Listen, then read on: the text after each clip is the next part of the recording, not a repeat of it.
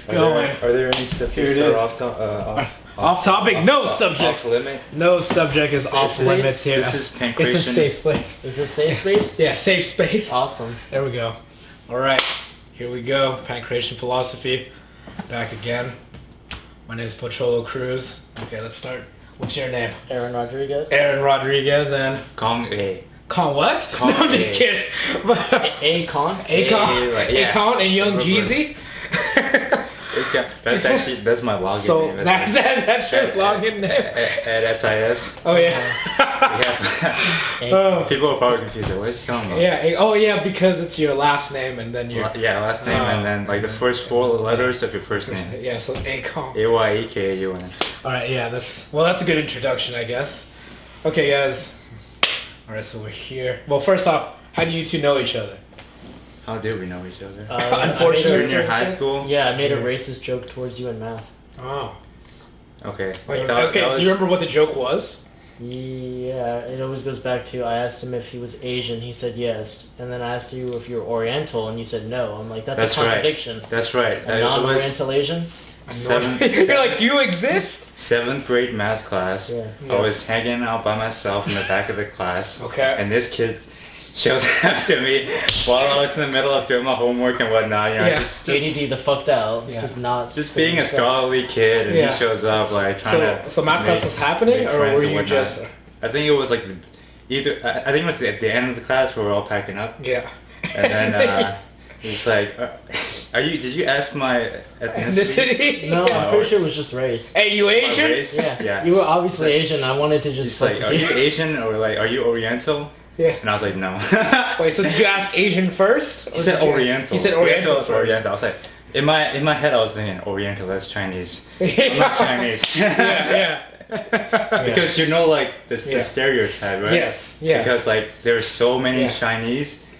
They became the ethnic majority of you know. Yeah. It's like, am I Asian? When people think Asian, they think. I always ask myself, am I really Asian? Am I really Asian though? I thought I was Asian until I was 5. Until you thought you were? Did you really? Yeah, because I saw Mulan, the Disney movie. Yeah. And then, that must be me. Yeah. Well, I saw. But what if you had saw Pocahontas first? Then would you have thought?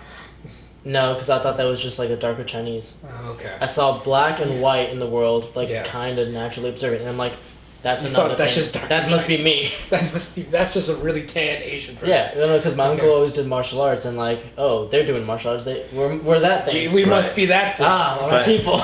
But you had an idea of what being Asian was, and now you've been around so many Asians, you know how. You see the reality of it just a little bit. Yeah, just sneak. You see that we're like Aaron Rodriguez. We're like everyone else. Yeah, pretty much. But a little different. A little different. That's a good a little bit more spice. Asians, we're just like you, just a little bit different. A little darker. We're very chill people. Okay. All right. Well, speaking of martial arts, so your uncle did martial arts, and you thought, oh, hey, we must be Asian. Yeah. Okay. No one taught me about race, and I'm like... No one taught you about race? I just see shade colors. That's very dark. That's not dark at all. And then there's like this whole spectrum of brown. And but I can tell, even when I first met you, I can tell that you were interested in like history, culture. Yeah. You were you were interested in a lot of different like backgrounds, ethnicity, Yeah. You didn't hang out with just like one group of people. Right. You didn't hang out with just the Mexicans or the white people, or the Asians. Because like you and me, and then we have our friend Ben, who's white, who is as different as who I am. Him and me are very different, but we could like we still are friends, and that's sort of a white guy named Ben, huh? Yeah. Yeah. And then the one time we got high in the mountains and as grown men acted out cowboys and Indians. Yeah. Oh, wow. Okay. That was very fun. And Ben had a gun, so. Oh, okay. Yeah. That was very fun. Oh yeah, I think. Yeah, you guys had pictures of that. Okay. Yeah, that's okay. Nice. All right. Anyway, let's go back. So, okay, how did you guys get involved in martial arts? Let's start with you, since you mentioned your uncle. Yeah, I just kind of grew up with like always having that as a background in my life because I never really tried doing it formally until I was much older, like early teens. So you were just familiar with it, but well, no, I'd always had like trained in it, but like informally. Like he showed me a lot of stuff, and I always grew up with that, so I never thought it was like a special thing to know martial arts. I just thought it was kind of like that's just what people do. Yeah, they just learn how to fight. Are you sure your uncle wasn't just like punching you? Like, no, see, that's now you. Well, maybe he did train at AMC in the '90s. Okay. So. Yeah, there you go. That's how you do martial arts. Well, he always used to do a lot of wrist locks on me, and then I grew up thinking Aikido would work. Yeah. So my first grappling tournament got wrecked because I tried like waiting for the guy to rush at me so I could like flip him and put him in the armbar with a wrist lock, and then. So you did a grappling tournament without any grappling experience. And that's how I learned I need to wrestle. Yeah. Yeah. I mean, I guess you could learn it another way, but yeah, you're like, all right, he's gonna come into me, and I can get. All right, so it's okay. So that was your plan. How about you, Kaung? How did you get into martial arts? It's a similar story. Okay. Funny enough, I kind of started my martial arts journey with this guy. Oh, with this guy. Okay. Early teens. Okay. I was in Leota. I was very bored. Okay. We started going to the park in Woodinville. Okay. And just like very, very informal training, but yeah. You guys trained in the park in Woodinville. So how did you guys coming into it? Yeah. I mean, just to go a little bit further back. Yeah. I've always learned what martial arts was about through movies. Through movies. Okay. Very much influenced by Bruce Lee, Jackie Chan, Tony Jaa. All the good shit. Yeah. Okay. So, like, even earlier in my life, I was just all like, I was very impressed by that performance. I like the art. I like the movement. And I wasn't too much involved in the fights at the time. Like, I didn't really, like, if you asked me if I could, defend myself adequately, probably not at that time. But in my head, I always had the idea that, okay, you know what? Like I've seen some shit. Like I could maybe pull off a few moves. Hey, they're Asian. I'm Asian. Because I was skinny enough and athletic enough, but I wasn't like training necessarily. I never had like the formal training to be called a martial artist. But in my head, I was obsessed with just that. The movements, the personal development, the philosophy, and that's what brought me to it.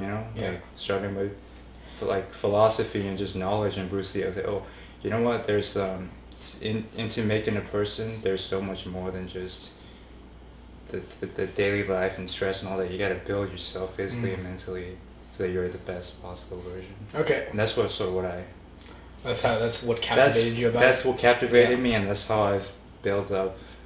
That's how you continued being a martial artist? That's how, yeah. But let's go back to the beginning. Yeah. So you guys are in this park in Woodinville. Yeah. So, okay, wait. How did you find out about this training? I asked him to come join me to, like, train with me. Like, I was trying to get a lot of people because... but Bruce Lee was, like, a huge influence for us. But it was just you two? There were some other people. Okay. Yeah. At first. Not a lot of people stuck. Okay. No. Someone would like come try once and watch, but Okay, so how did you? But it was started by you though, Aaron. Like, what made you want to start? I just reached out to Kaung because like I asked him, we just started talking about martial arts. Yeah. And then, just because he could tell I was interested in it, and I could tell we had the same feeling about it. A lot of martial art movies, martial art and I was just bored, like, I wasn't hanging out with any other people. You're like, alright, sure, I'll go. Yeah. I didn't have friends, so I would just say, oh, you don't look like this. He was like, well, I guess this is my life. I'm gonna go in the park and do martial arts. Get my anger out that way. Yeah. And so how old are you guys here? So this like middle school? They were like 14. Like 14 was freshman year of high school. Okay, so it was like 12, 13. 12, really? So 12. Okay, so I feel like I was a little bit older than most people. You were a year so older than most. I was 14, 13. I was 12, 13. You were like 13, 14. Okay, so this is like 8th, like 7th, 8th grade. Yeah, 7th grade. Yeah. Okay, so you're there doing these. Okay, so what were you guys doing in the park? So because you had this idea. It was a lot of framework based off of Bruce Lee's Jeet Kune Do. Okay. But we weren't doing it right. But where did you get the framework though? Like, did you have the book? Yeah, no, I read all the books. So you just read the book? I mean, a lot of YouTube videos, I think. Yes. At that time, I wasn't really researching anything into it at all. I just showed up and I did like what I thought I could do. Okay. And that was it. So like, what was it that you thought? This is the punch. This is that's a kick. Yeah. I was doing a lot of like side kicks and front kicks at the time. Okay. Didn't really know anything about wrong kicks. Yeah. So you guys would just show up at the park and then just kick at a lot of informal sparring with each Very other. informal sparring. Okay. Yeah. So like, let's say it's me. Like, you know, or like a random passerby would just walk by and see, oh, look at those crazy kids just like kicking each other. Yeah, but we didn't go like hard. It was mostly like a step above like touch sparring. Yeah, a step above touch sparring. So you guys were just playing touch bud in the park. Basically, a little bit, yeah. That's how The OG. It was doing touch bud in the park before it was cool. Okay. Yeah, hipster. Yeah. Okay. So you guys are there, and then so how long? Yeah. How long? We did that for about a year, and then we started going to the YMCA. The YMCA was when we had an indoor mats. Like really gymnastic, like yoga mats. Or like. Oh no, I remember this. Yeah. And then we just found some big gymnastic mats. We're like, okay, this is thick enough to land on, so we started incorporating a little bit more grappling because I think I kind of introduced the idea of like fighting on the ground. I don't know if you were familiar with it. No. Well, yes and no. Right. Because we probably knew, but like we never tried it. Yeah. Until we got the mats. Okay. Step out in the world. Yeah. Oh man, we got some mats now. All right. Yeah. So you're at the Bothell YMCA trying to get North Shore YMCA. Yeah. Some boxing gloves. Yeah. So you got boxing. It's pretty much just. Were there bags there? There was usually a room that had one heavy bag we could use, but like it was mostly just there was no structure. It was just whoever wanted to like let it out on the bag. I think. Okay. So you guys are just some teens just doing some martial arts. Okay. Yeah, and then some of our friends got involved in it too, but I feel like at the end it was just mainly like you two that stuck with it. Yeah. And then you've shown up for I think you and Joel a couple of times. Yeah. That was later on. That was post AMC. Post training, getting like learning what's a punch. You know? Yes. Yeah. Wow. This is the part. Okay. Yeah. All right. Yeah. So I guess we'll go there. So how do you guys like enter formal training other than the informal training of yourselves? Aaron, one day a few years back, he started mentioning to me about this gym called AMC in Kirkland. Okay. At the time, I had no idea. Like, I didn't really know any. At the time, I lived in Woodinville, Washington. Yeah. And there was a martial arts studio that I was trying to go into. Okay. Which is, like, combination of, like, karate, kung fu. Because that was what I thought martial arts was. Yeah. Like, I wanted to have the belts. Yeah. I wanted to like progress just a traditional from there, and I thought, like, hey, if I learn this, I can maybe kick ass. Yeah. But, but I didn't like. My parents didn't really support that endeavor. Yeah. So what I did was I went into tennis. Yeah. Which is what I did throughout my high school. Okay. In St. Bart's College. But AMC 2015. Summer of 2015, we worked in. We worked at a paint warehouse in Kirkland. In Kirkland, and the gym was very close. Yeah. So I thought I'd give it a shot. I would try. I would go into it. Mm-hmm. I didn't know what to expect really. Okay. But at the time, I was listening to Joe Rogan podcast a lot. Yeah. And he mentioned, Demetrius Mighty Mouse Johnson, and how Who's that? Yeah. Anyway, continue. Yeah. And just listening to him talk and just kind of like hearing what opinion about fighting and martial arts from a guy that who's trained himself, who's very involved in that world. I was like, you know what, this is probably a good idea to listen to this guy. So instead of going to any other gym, I thought I would go into AMC. So you heard about it from Aaron originally. He knew about it much longer than I had. You knew about it because your uncle.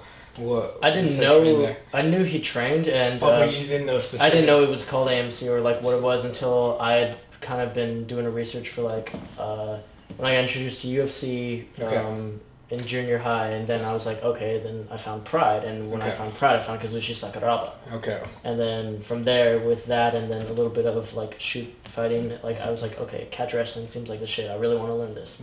Try to find where in the world in the Seattle area I could find it. AMC was the only thing that was kind of showing up, and just kind of did some research, found out about Matt, found out about Mighty Mouse, and Okay, continue. It just seemed like a good place to be, and I was always trying to go there. It was just neither of us really had the money, ride, or like time, opportunity. But I was already starting to get into the UFC. Okay. A year before, I watched my first UFC match. Okay. And it was Mighty Mouse. It was at the Buffalo Wild Wings in Linwood. Okay. And Aaron, you were there. There's some other people. But yeah, we watched him fight. Who was it? I think Moraga or. Oh, John Moraga. Yeah. Yeah, that was the one that was in Seattle. Yeah, that he won by armbar in the 5th round. Yeah, I'm not sure. It was on TV. It was on pay-per-view. I think it might have been when he fought Benavidez the first time. It might have been Benavidez, probably. Yeah, it's probably Benavidez the first time. Yeah, because it was around 2014. If it was a pay-per-view. Yeah. Yeah. Okay. Well, yeah, no, actually, no, I don't think so. Yeah, that would have been much later. Yeah, no, because he fought. Because I'm pretty sure he won. I remember in 2012. I think he fought Moraga in 2013. But yeah. Anyway, whatever. So you saw it, became familiar, and then you guys decided to try out this place. Yeah. AMC. Well, was that AMC was after you did like boxing club at Western, right? No. Oh, you did boxing. No, I went to college after. Wait, you went to college after that summer. Yeah, I remember that. Yeah. Okay, so you're there. So what was the, I guess, beginning experience then of AMC? How was that for you guys? I guess we'll start with you. Pretty overwhelming because I had always just been like picking out different styles and just picking up things or two. I'd always been like, sparring with other martial artists of different styles, and I thought just kind of like, picking up a technique or two with them counted as like learning as it. Learning? Yeah, I never claimed to be good at it. It was like, oh yeah, I studied this because like I am trying to always find something. So like, capoeira club at college, wrestling for 1 year in high school, just, trying out different gyms and just sparring with different people. I thought that was like the way to live Bruce Lee's search for like what is martial arts authenticity. So when I came to AMC, it was like a really good like shock that, oh, I really don't know shit about fighting. Even though I thought I did, because it was like the self-discovery was a little self-deception with trying to keep it real for like the streets. I never really had anyone to check me for like what is the proper technique. So it was very humbling and also like exhilarating to like finally see what real good technique was. Okay. How about you, Kaung? How did you feel? I had a great time. Yeah. Because now all of a sudden I'm learning all this stuff, and I was like I've always been into striking, that aspect of it, but I learned like a little bit of the ground jiu-jitsu and being in your class during submission grappling and learning the flow and seeing how things. I think it helped me with my striking as well, because I learned how to be a little bit more balanced. But the first few months it was really fun, and I was just going into it after work, and we both were, and it was just like a way of like releasing some of that stress out. But to me, like in my mind, I didn't really have that like comparative mindset with like all the other people in the gym. It was just my personal growth. Yeah, just because prior to that, I was the only thing I know about martial arts was self-taught, through watching YouTube videos and through picking, some of the things from books. Although not as much as Aaron, because I like to see things more visually. So I'm more of a learning from a video person. Yeah, because if I see it enough times, like I learn how to pick it up, and then I feel like in my head, okay, I could do this to replicate it, and that's how I've learned it, and that's how I, got through some of the basic classes at AMC, like basic boxing, kickboxing, and all that. Really, I was just like taking my time to, okay, this is what footwork is. And then a little bit prior to that, I met not my actual birth like relative uncle, but we're family friends, and we're so close that, okay, this guy could be my uncle. Yeah. And he was an actual Burmese fighter. Okay. And he did some Muay Thai and lead weight, which is a traditional Burmese boxing, and he was very much experienced in that. Oh, okay. So I learned just my first like starting steps of boxing and Muay Thai and kickboxing was through him, and he just showed me like very basic stuff, how to move, how to throw throw a punch properly, how to, and some exercises to strengthen my shoulder and my back and my upper muscles, because at that time I wasn't like conditioned to be to throw a really good solid punch or kick. I had an idea of what it was, and I've seen other people do it, and I see how hard they hit, and but yeah, and that was where I learned, but that was a year before my senior year in high school. Okay. So after that, I went to AMC and built upon my knowledge. Okay. Okay. So, and you mentioned that you competed in grappling before you did any formal training. So what made you want to do that?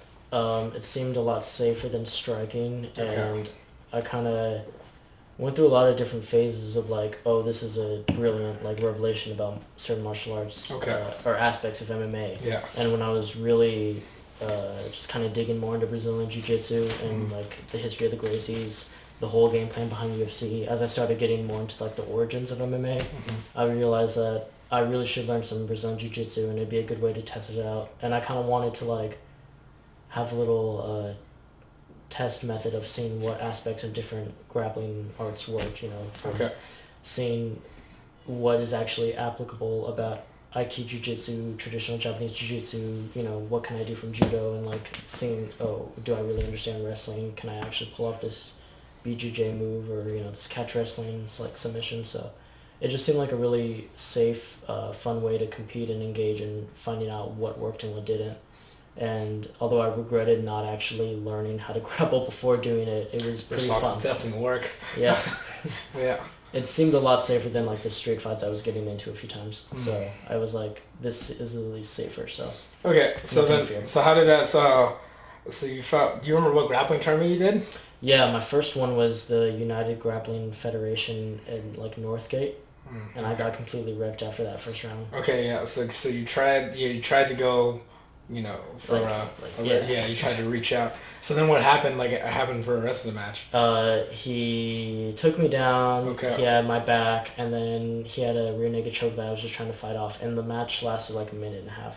Okay. Yeah. So you just finished the rear naked choke. Yeah, he finished it. I tapped out. Okay. And then did you have any match afterwards? I might have, but I thought it was over, so I just left. Oh, you left? You're like, well, I guess this is it. Yeah. Yeah. Okay. So, but I did just keep doing them. A lot of proving ground tournaments. I did another one of UGF where I actually like pulled off some good wrestling techniques. And this is all still before like formal training? Yeah. Yeah. I guess my first formal grappling training, I mean, maybe like 4 weeks of jiu-jitsu in freshman year of high school.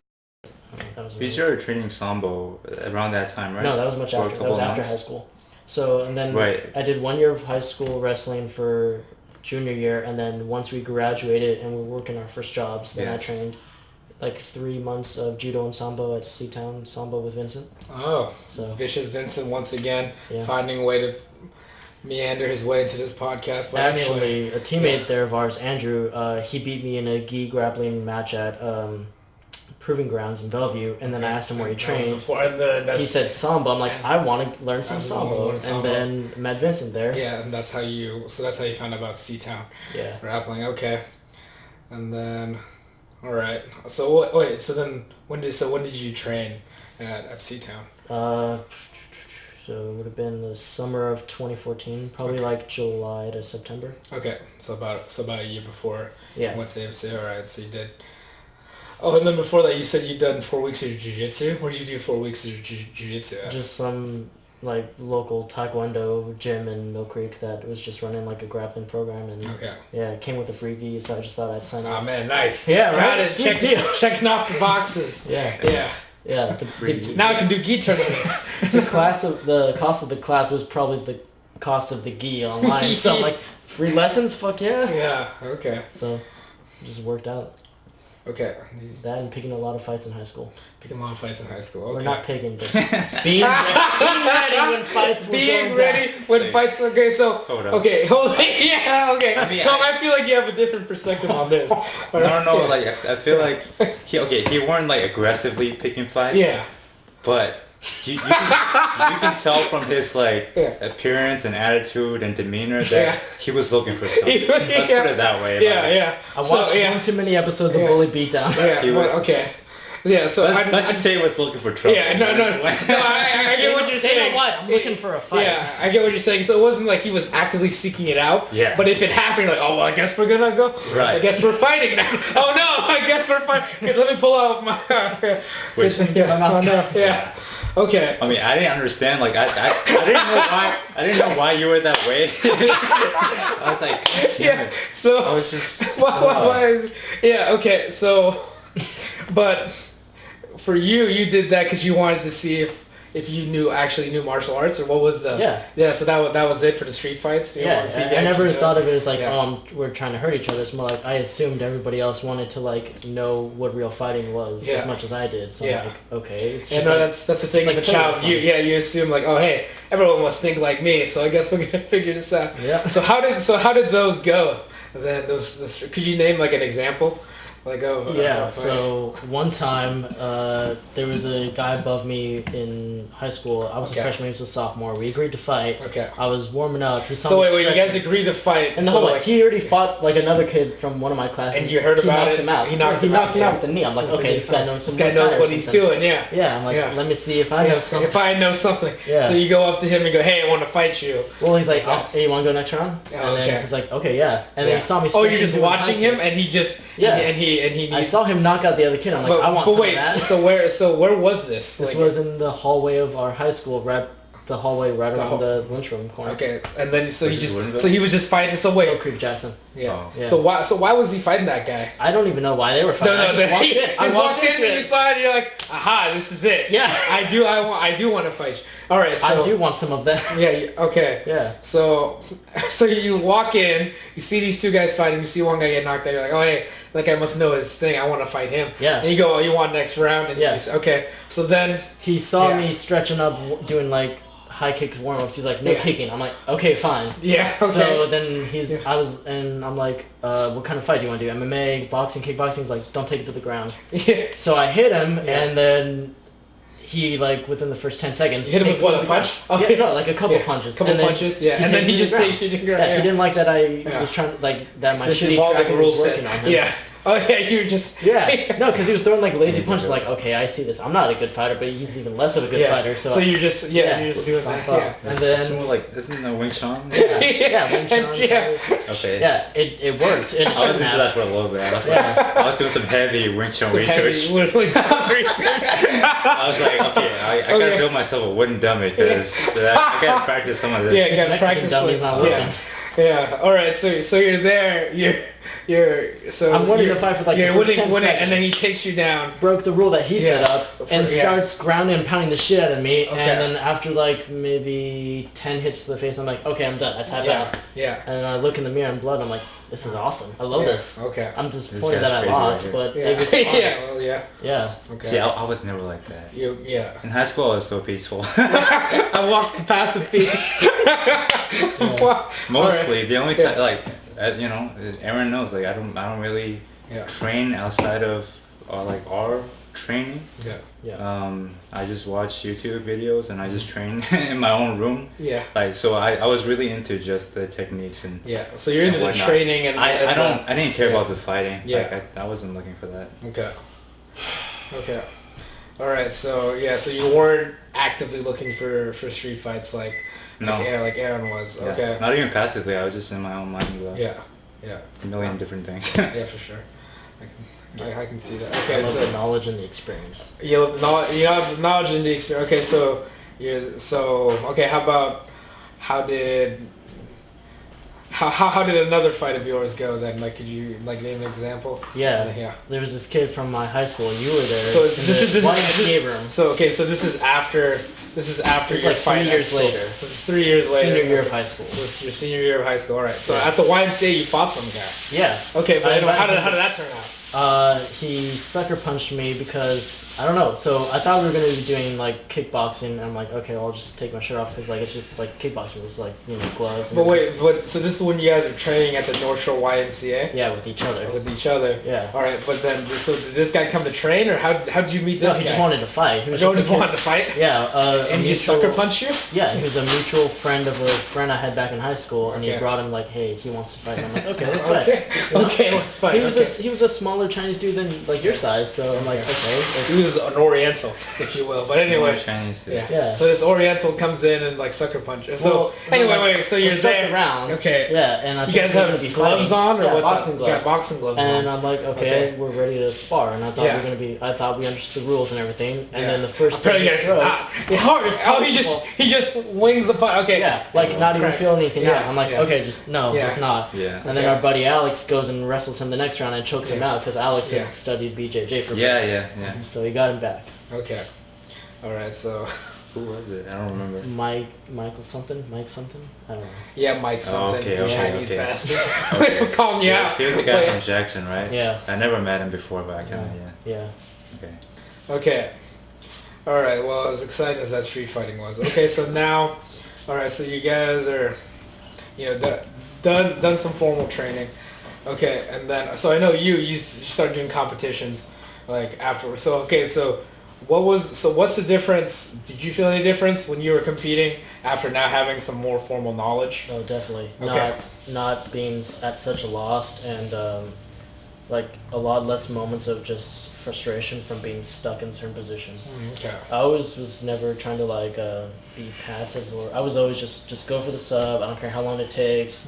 I don't want to stall whatever because like I wanted to see what actually works. But then there were a lot of moments where I felt frustrated, like I got robbed of a match because they knew techniques that would just kind of get me in certain positions that would stall. And I didn't mind if I got caught in sub because that's my bad for not knowing the defense. But, if I didn't really know how to use leverage and proper technique, once I figured out how to understand some aspects of grappling, it made it a lot more rewarding to like be more engaged in there. Okay. And then you, Kaung, so after you do like the summer at AMC, you then went to the Western Boxing Club, right? So how was that experience? Well, I didn't get a lot of opportunities to train at the boxing club. Okay, you just heard about it? Or? Yeah. I was at first I was really hesitant because I didn't want to involve myself in too many things. Okay. Because at first I was doing tennis. And that was all. Oh, you did. So you played tennis in college? Yeah, and that was I mean, it's for a club, but at the same time, that was occupying a lot of my time and my training efforts, and I've always, whenever I would train boxing or kickboxing, I would just go in the rec center and just train on the heavy bag by myself, and that was most of how I kept up with the training, and then I went to a boxing club a few times and just work with some of the people there, and interesting enough, like some of the guys from back there are now like so much better from what I've seen. Yeah. From what you recall. From what I recall when they started. Yeah. Now that I see the evolution, I saw a few of them like a couple of weeks ago at the fights, and I mean Bellingham Boxing Club, they're doing it back there. I feel like. But at that time, I really wasn't training seriously with them. I was by myself. Yeah. Just hitting the bag. Just hitting the bag and just having to be trying to get jacked. Watching trying to get jacked. Yeah. Watching a ton of workout videos. Yeah, just trying to get jacked. And just like swole's the goal. Going hard for it. Yeah, going hard. Bag. Okay. Like. All right. That was getting that aesthetics, bro. For me, it was. For me, it was just so much fun. The training part, or what the working out? The working out, the training, and being able to see that I can do this, on an inanimate object. Yeah. But I still like inanimate object. I like the movements, and I would like because that's what got you enamored in the first place. Yeah, and I liked shadow box, and then just looked at myself in the mirror and like okay.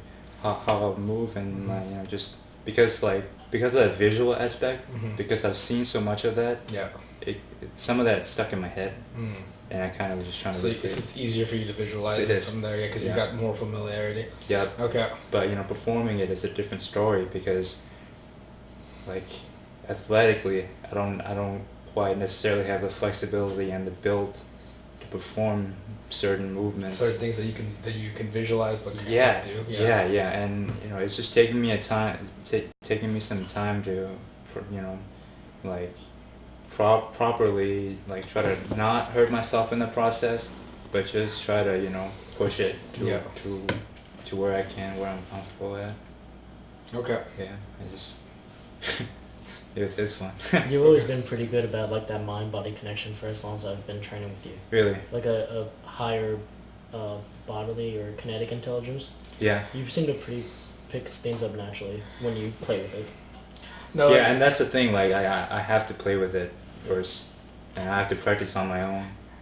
Yeah, you have to practice on your own to get the movements down. But no, that makes sense because I've also seen I've seen how you draw and the stuff, because I think that requires a lot of you picturing something in your head and then actualizing it. So it makes sense that that's how you learn. You can actualize something in your head and you're trying to do it as well. Yeah. I mean, a lot of you don't know, but instead a lot you don't know.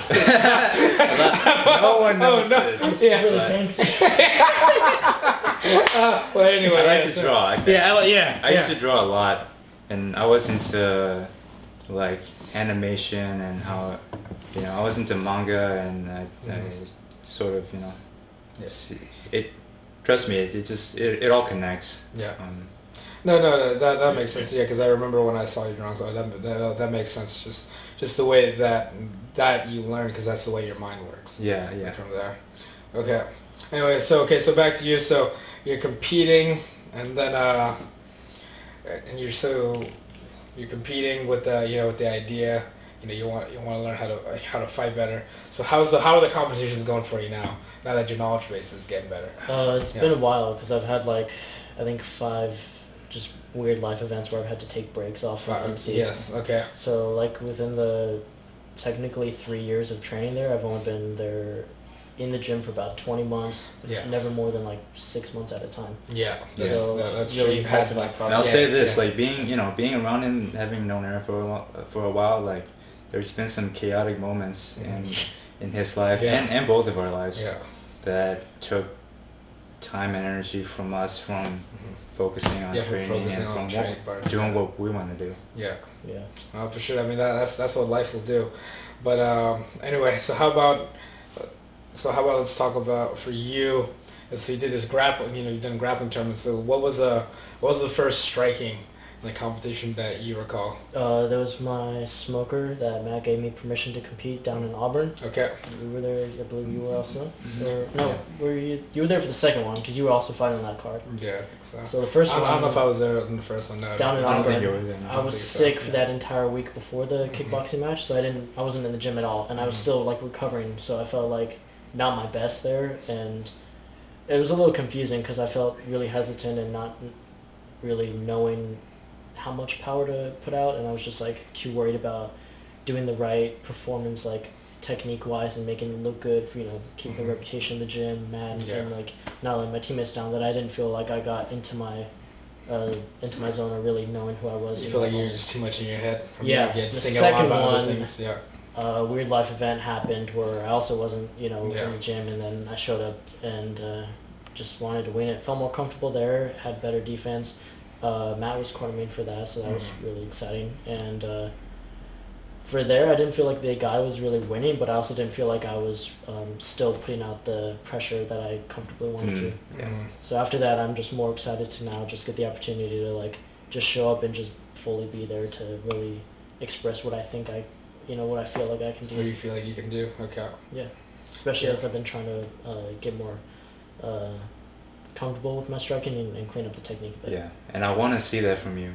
Yeah. Because I watched that, because I have the footage of that last fight, and like you said, there were things you should be doing in there that you just weren't doing for whatever reason, and and for the next time, I want to see you put on more of what you know, and what we've been training for the past few years, because I think you can do it, but there's just that you just have to like connect it. Yeah, a big portion is like for it being a smoker and it's not actually going for a record. Like I don't want to overdo it and like. Okay, but at the same time, what does that mean though? To overdo it? I mean, like if you just like like the experiences I had where someone's just like they went farther in force than what was agreed upon. Like a sucker puncher type thing like that. Yeah. So like. Right, but that's remembered from the past. True. Whereas you know, like in the cage, there's a referee, there's corners, like that it's. It's a different experience. But yeah, and you'll find, I think, you just have to be able to express yourself in there. Yeah, because I think whenever I see you do it, because I was there for the second one for sure. You were fighting on that card. Yeah, I was fighting on that card. You were the main, and then he was before you. Yeah, but no, I remember watching. I just felt like, I saw the video. I don't know if I really saw it like while it was happening, but it's just like it's kind of similar how you spar. I think you're just really hesitant on a lot of things, like from there, and I think, it just shows like, just thinking too much from there. But that's also recording from there. Well, yeah, that's just the way I see it. But how do you feel? How do you feel when you're striking? A little bit more comfortable now, as I find that I can like slow things down and just trying to work out some, I guess, preconceived notions I have or like limited thinking patterns. I'm just trying to rewire some things and take out some limiting beliefs. Yeah, we go Tony Robbins in here. Okay. Just like rewiring old patterns I have about thinking and just like being more relaxed about things, not having to worry about it being so technical that it becomes mechanical. Yeah. Trusting myself. That's the thing, because you're not really flowing in there.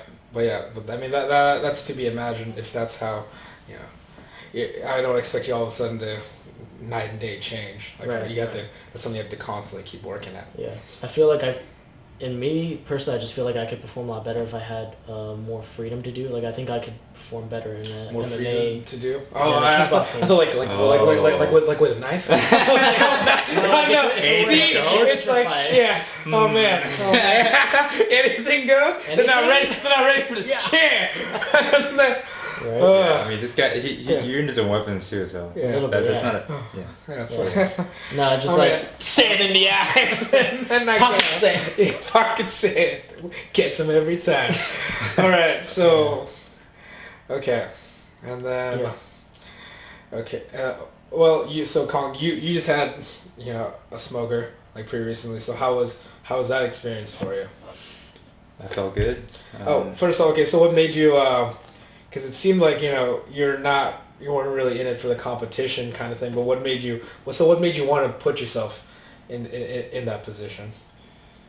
Initially I was hesitant about competition. I didn't, I was in it for the growth aspect and just trying to better myself and learning the techniques correctly. That was always the main thing for me. Yeah. But at the same time, I also have a lot of this pent-up energy that I knew that even at times when Aaron and I were sparring, there were some times where I would just go completely blank in my mind, and I would just like let the feeling sort of like go with the feeling, and that was something that I knew. That was. I'm just kidding. Anyway, so continue. Come on. I can't feel my legs. So I feel like. And I knew that, okay, when I stepped into AMC, started training there for a couple of months, I knew that I wanted to have a competing experience to really, to see where I'm at. Yeah. And last year I missed my opportunity, even though it was, I had a match going in, turned kind of late for the event. Yeah. And it was, sort of a little bit of a post-trauma after that, because it was in my mind that, okay, I was going to fight that night. Yeah. But then, like, after that, it didn't happen. And honestly, it wouldn't have mattered if I had fought that night or not. Honestly, it wouldn't have mattered. But I felt like I took a lot of steps backward that day. And then after that, it just didn't feel great. And that was about a year ago from today. Yeah. And a lot of things have happened throughout the year. Throughout the year. Okay. Yeah. And then so then you decide to then prepare for that competition. So how was that?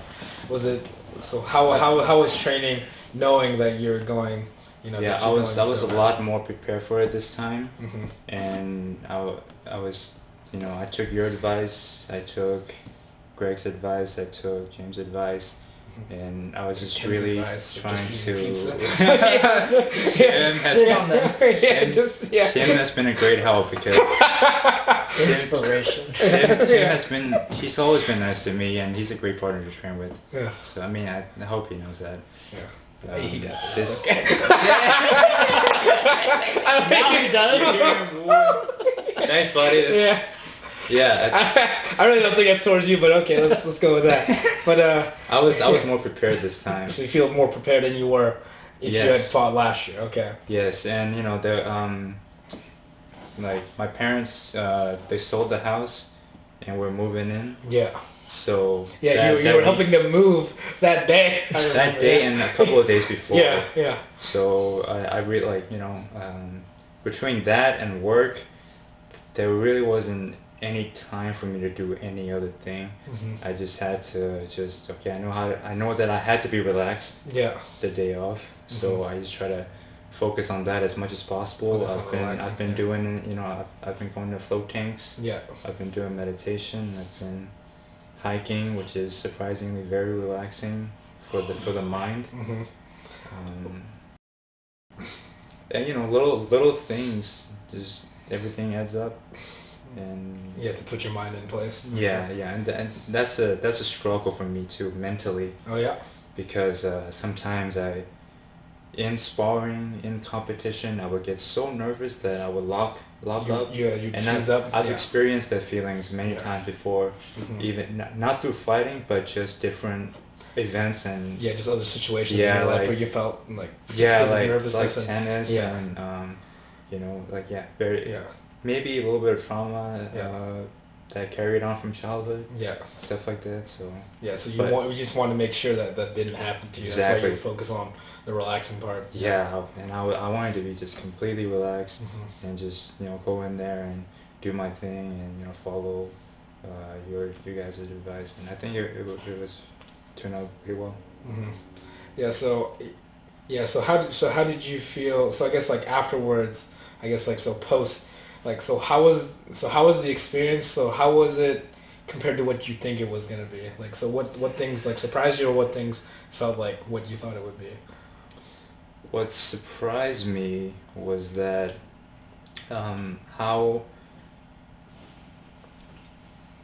so I felt like I was in control of my own emotions for the majority, for the most part, but then I felt like it's something that you mentioned prior post fight, but I wasn't really cognizant in there. I was trying to, not trying to, but I was just like trying to not think about anything, to just flow. Yeah.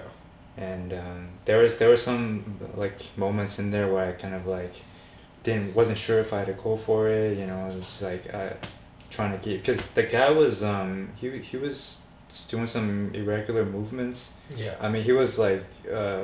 One thing that worked for me was how often he just shelled up and let me punch him. Yeah, he would just cover up. Yeah. But, you know, other times he would just like those snapping kicks, which didn't really land it or hurt me. It was just to keep keep the distance.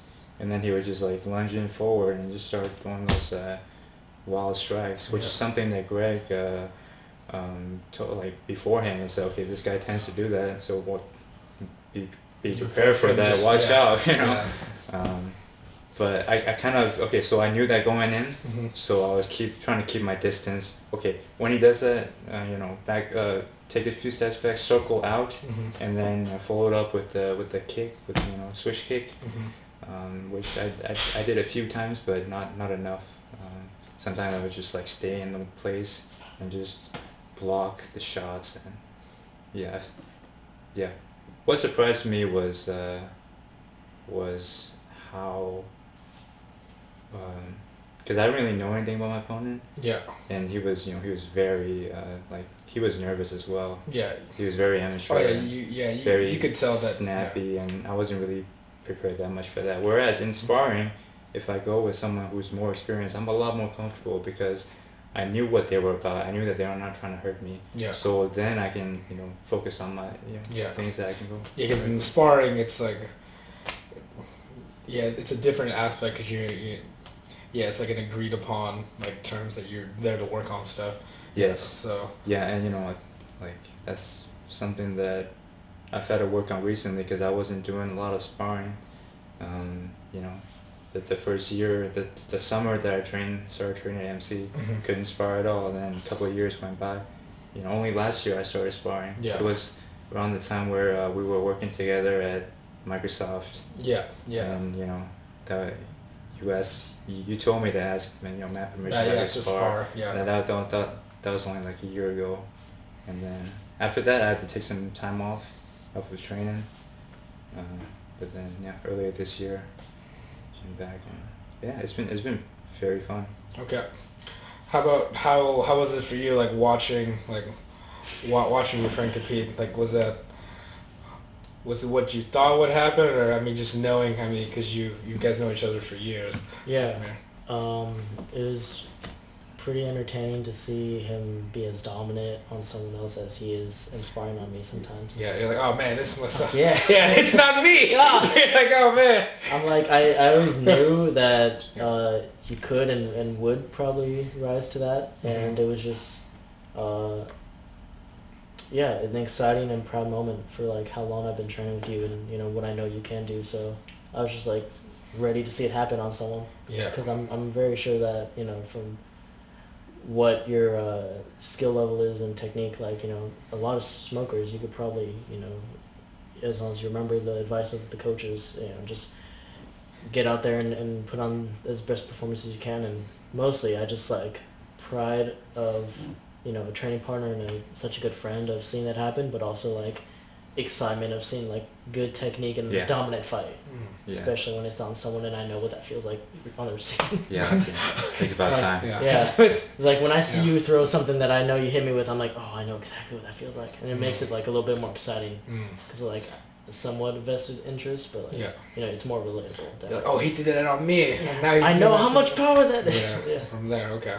Yeah. All right.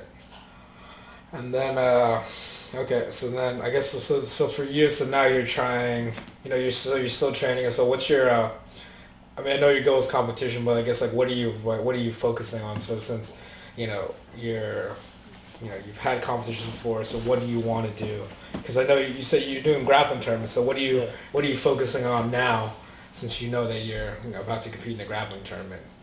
Just going over a lot of fundamentals and making sure that there's nothing that a situation will all be a blank space on. I'll have at least some kind of answer.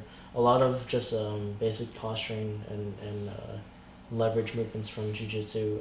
A lot of the stuff you've been working on in class with us, and Matt's position and submission flow drills, that just always good things to keep in mind, because if you don't master these basics, you're really asking to just have the worst performance if you just go out and haven't covered the fundamentals. So just get some wrestling, bro. Yeah, definitely. For me, what I love so much. I'm not quite sure. Just break the wrist. Yeah, just break the wrist and walk away. Yeah, exactly. Forget about it. You went around keeping the face with these bad boys on. Forget about it. Wear some like American flag. All the way down. Yeah, exactly. Think I'm a loser because I go home to Starla every night. Okay. I really enjoy when I'm engaged in the competition, because it lets me act out the systems I have of technique in my head, like how I've integrated the technique into muscle memory. When I can successfully like execute it, it's in like a situation where you need to do, like a dire situation.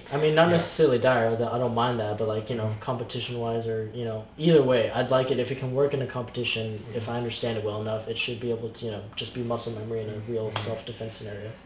And for me, it's like mastering those internal reward systems based upon like the knowledge, like Joe Rogan says, it really is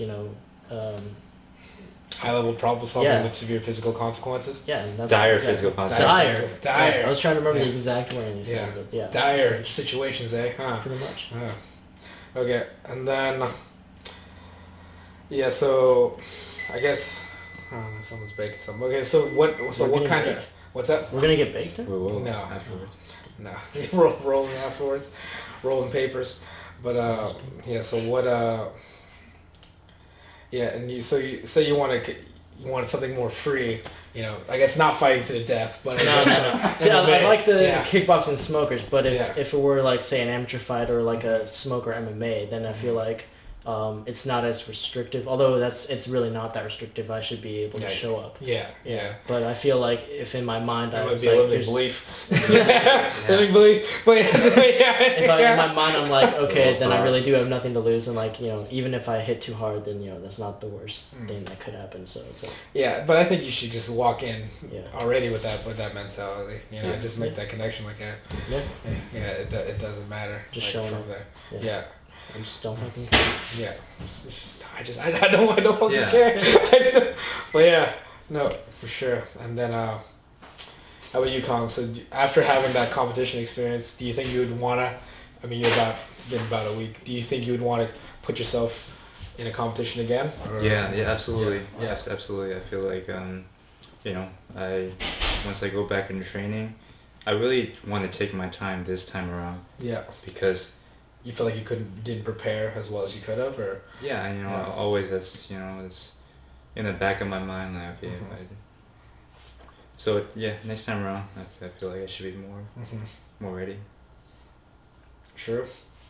You so now you're so ideally you'd want to compete in MMA, right? Yes, That's ideally what Yeah. would you want to do? Yeah, I don't feel. I mean, I love the kickboxing rules and striking, and I love the pretty open grappling rules of tournaments. But MMA just feels like the most natural equilibrium for me, because I don't feel like I'm particularly skilled at anything. But I think that what I enjoy the most out of martial arts competition in general, I can really get that strongly from MMA. If I were able to work my way up to amateur competition. Mm-hmm. So that's the end goal, but overall, I just, even if I never get to that level of competing, just being ready for that is pretty satisfying. Like someone wants to start a fight? Like, you want to start a fight? Yeah. Okay. It's like Crocodile Dundee, but like with That's instead not of not a fight. This is a fight. Yeah. Okay.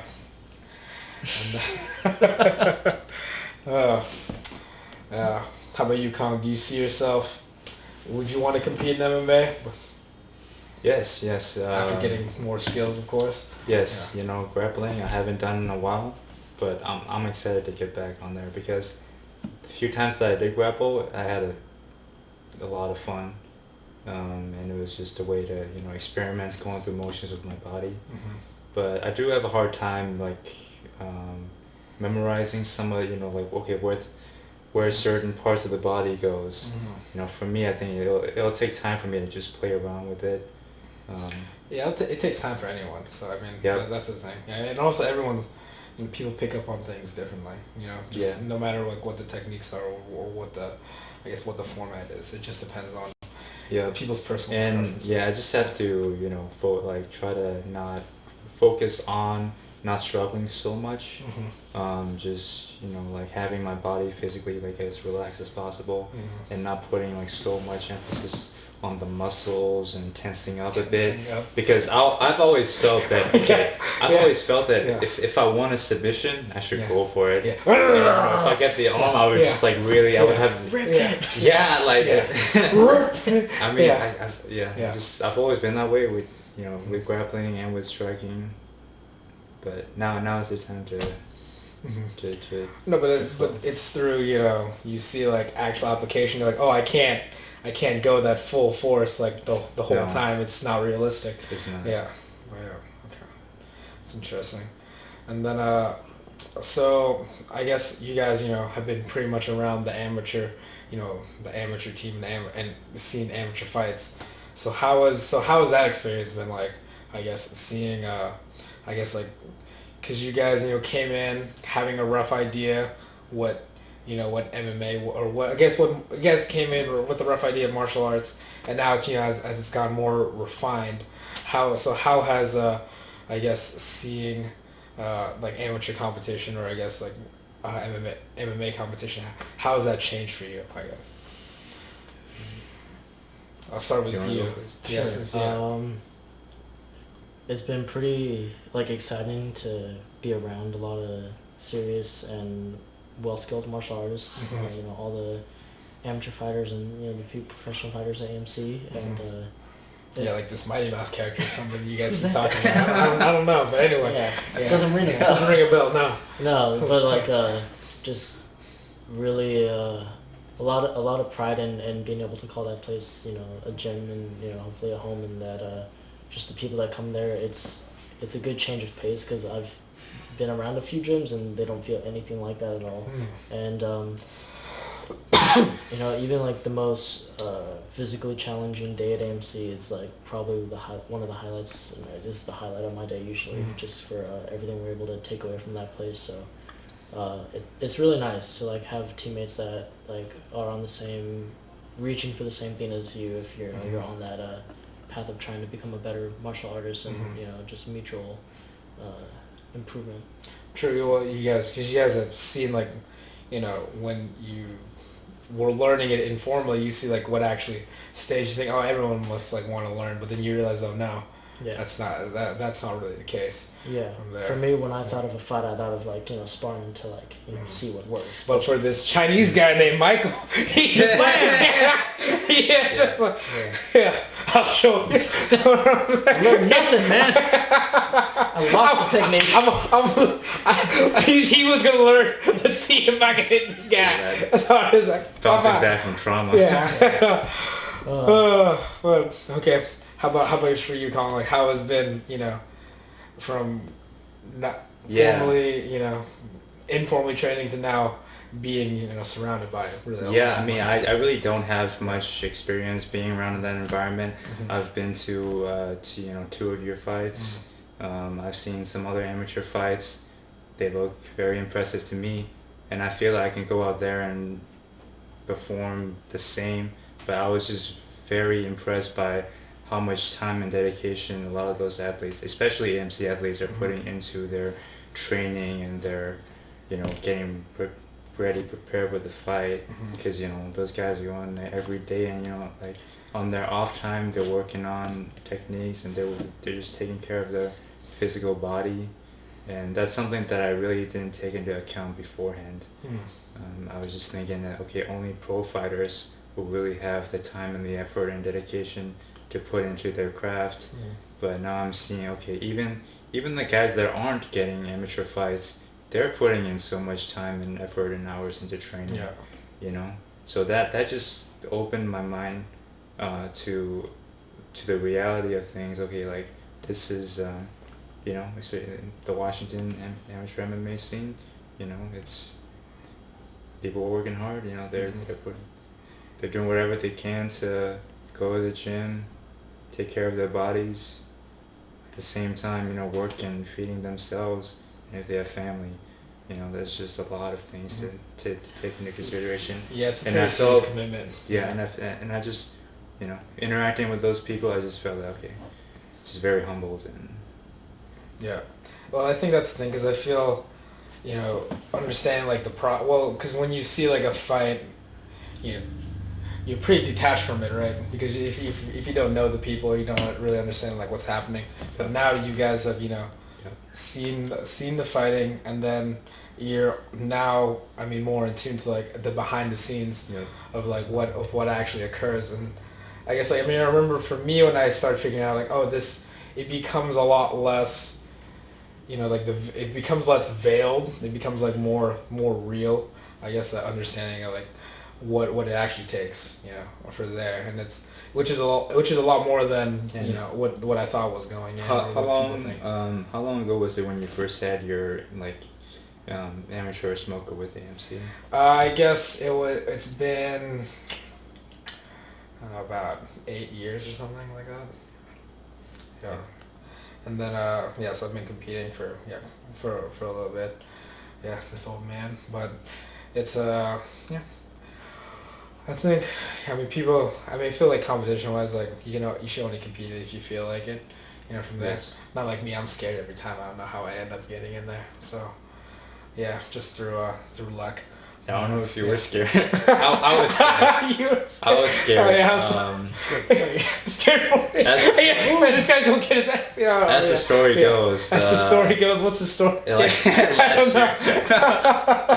I was, I was traumatized a little bit when you were walking out on your way to the cage. They're calling your name. The music starts. Yeah. I was just like chilling, like I was standing, minding my own business. Patrollo comes by, grabs on my shoulder, super aggressive. Big meaty grip. Just big meaty I can tell at that. Yeah. I knew at that moment. Yeah. Your opponent is gonna. It's not gonna be a fun night for him. I felt the grip. I was like, okay. Yeah, but no, that's just a funny story. What did you say to him again? I think I said like it's killing time. Yeah, killing time. It's killing time. Oh shit! Yeah. It is killing time. Yeah. And then you knock the guy out in the first round. Yeah, and then yeah, it's true, but it's definitely it's funny, I guess, just seeing like the progression, because I remember too, like when I was in my teens and not really understanding what fighting or what martial arts was in general. Right, you just had that feel, the aggression, something sure. that needs to be expressed. Yeah, I feel like there's something I want to do, but I don't know exactly what it is. And then once I found out, this is it. This is what I was looking for. I didn't quite know it at the time, but this is the kind of pursuit and thing I'm passionate about that I actually want to do.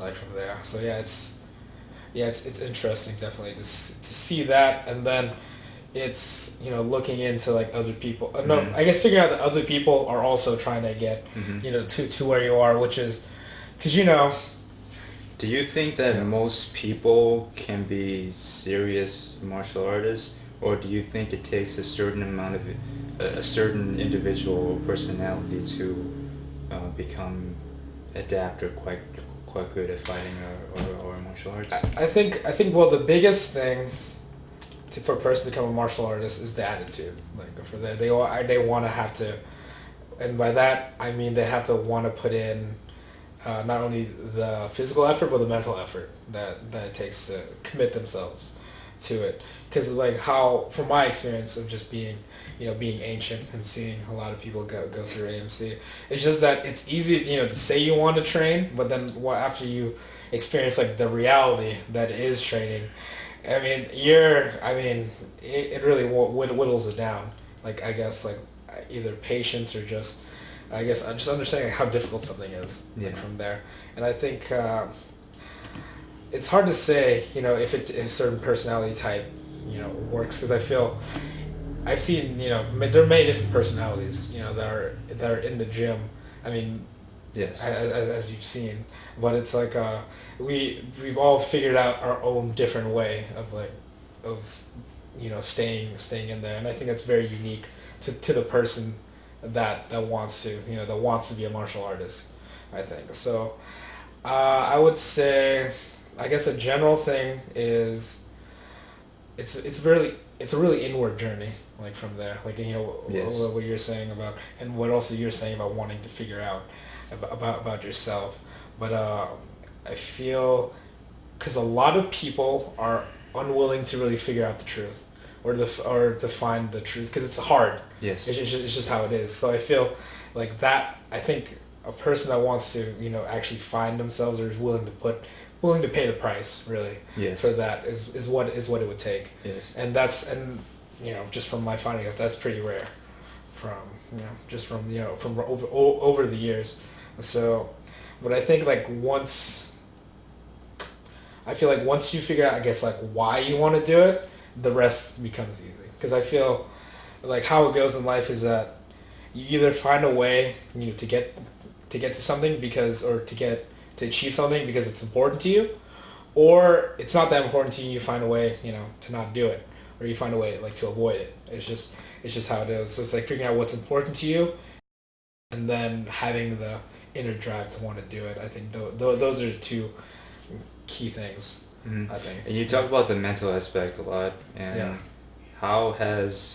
what role does philosophy and in seeking the truth does that play in life. I think it plays. I think it plays a large. I mean, I think it plays like a lot of it really, because I've seen a lot of really physically, great people, Talented. like talented. They got everything, or quote unquote, like the tangibles.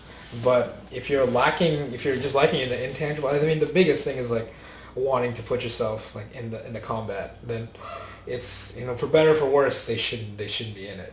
Like from there, because that's the thing. Like you're gonna find, if it's truly not what you want, you're gonna figure out a way to get out. That's just and that's just the way I see it. Like from there, so I guess for that, I think anyone. So I think it's accessible to anyone, but I think it's the same way you can say, oh hey, Mount Everest is accessible to anyone. You're right. Like there's nothing really barring you other than the fact you have to climb it. So I think it's Right. figuring out if it's worth. But I think it's that, but then it's a mountain that you can't even see, and it's a mountain that's constructed of you. So I guess it's like it's a personal climb, and I think it's if someone wants to do that and put themselves through there.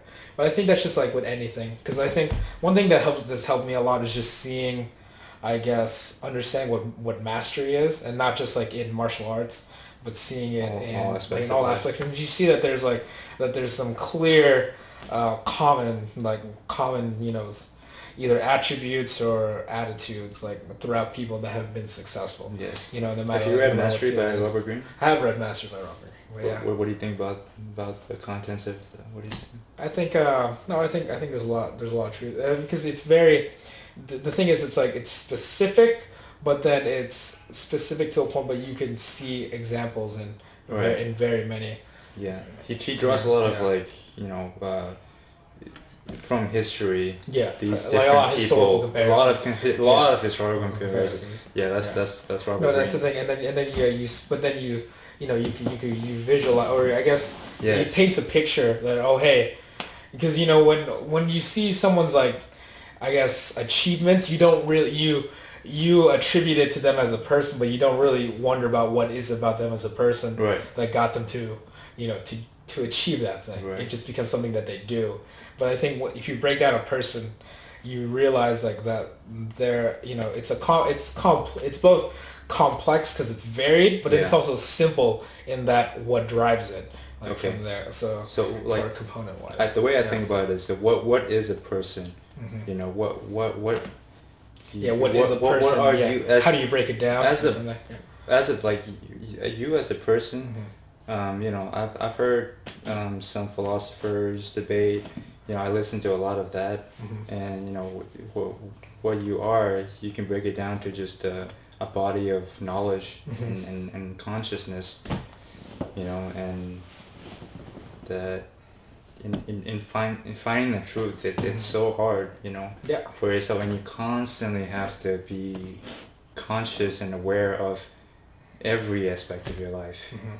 And I feel like that's now, especially nowadays, in the age that we're living in, it's so hard because there's so many distractions. It's very easy to get distracted. There's just multitude upon multitudes of ways. I feel like it's getting harder for every individual person to find the truth, and I think that's why I'm attracted to martial arts.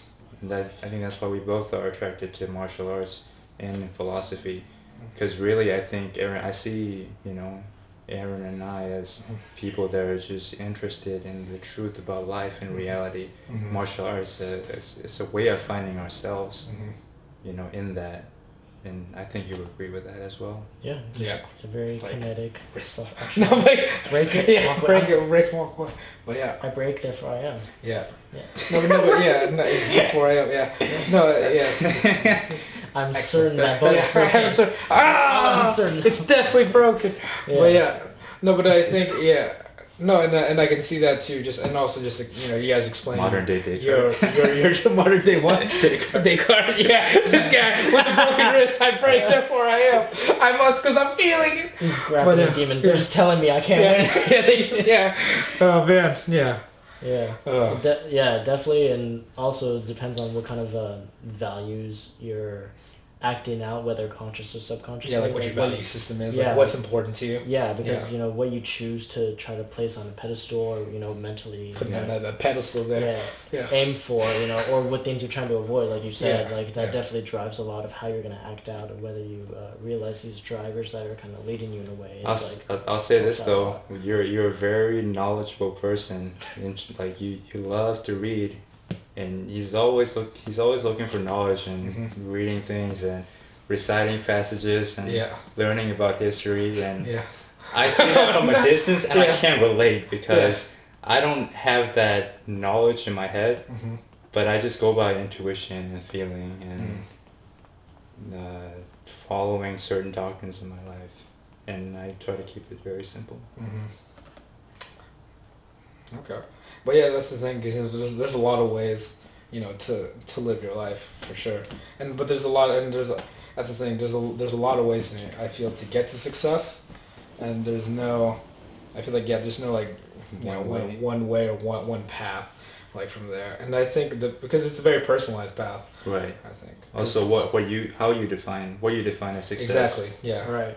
Yeah, and I think that's that's a big point of why, you know, how people define success is a majority is. I think you can be successful within society, but you can also be just tremendously unhappy. Yeah, with yourself. And miserable. Yeah. And not knowing just what you're doing in life. But you can also be a successful CEO or business, whatever, you know. Exactly. It's not. I don't think it's that what you've acquired materially. It's not that material wealth. I mean, I believe it is true, because a lot of people have said that, oh, you know, it's not the material you've gained, but it's who you are as a person that defines your happiness.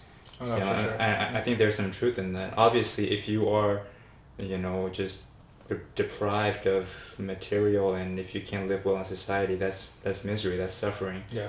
And you know, that's awful. But at the same time, if you're overly success conscious in terms of what other people... success in terms of, you know, what, like, how you define success. Because I feel like a lot of people make themselves unhappy by having... Other people define their success. Exactly. By having, or having, like, unrealistic sense of success. Like, from there, I think that's really what drives a lot of people. I think that's why a majority of people, I would say, you know, are unhappy, just because of how they view success, how they view themselves in comparison to that. Right. And we live in a society, if there's a huge mass of unhappy population of people, we all suffer. Yeah. Because, you know, because you have to live with those people. They're driving around out there, they're honking, and it just adds to the pollution and the. Yeah, like you said, like misery just breeds more misery, because they're like, oh, I feel so bad, and then that's the thing. People that have negative feelings, they're gonna, you know, act out on it, and that's what it is. That's why, you know, or what I realize is that, you know, any negative, you know, things that I receive from people, it's something that they themselves they feel inwardly, and that they're just outwardly expressing. Just like how you hear a man yelling at a video game. So it just shows, like, is it the video game really that's making him angry, or is he just angry at himself? Tim, what's going on? What's going on? Who hurt you? Who hurt you? Who hurt you? Yeah. You just, like, flashback to like a 10-year-old Tim, just someone like smashing his console. Father breaking his Nintendos. I feel like this podcast can slowly evolve into a therapy. Like it's a therapy. No, but that's the thing, because, you know, you bring up a good point about, you know, in terms of martial arts, and what you said, like what makes someone, or what makes someone want to, I guess, take that pathway to become a martial artist.